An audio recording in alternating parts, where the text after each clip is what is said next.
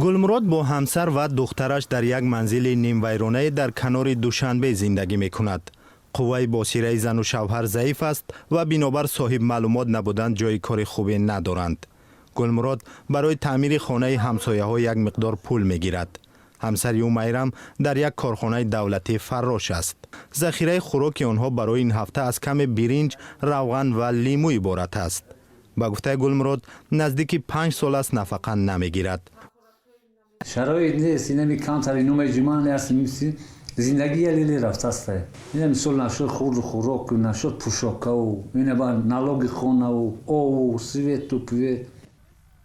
طبق حساب‌های رسمی بیش از 30% اهالی تاجیکستان زیر خط فقر به سر میبرد. زیاده از 15% دیگر تاجیکان از 3.2 حصه معاششان را برای خریدن محصولات غذایی صرف میکنند.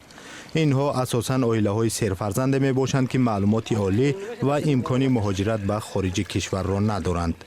بعضی اعضای چنین خانواده‌ها معلولند.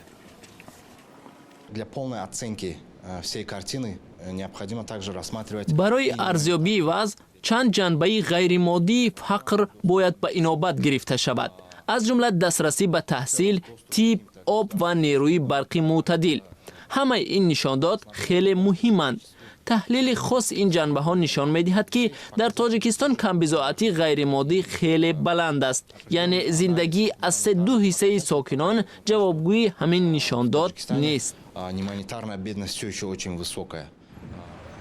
بر پایه نشاندادهای اقتصادی همساله در تاجیکستان میزان فقر پایین می رود، اما بنابر کاهش انتقال پول مهاجران، افزایش قرض بیرونه و نامنظمی نظام بانکی، بهبودی وضع اجتماعی چشمرس نیست.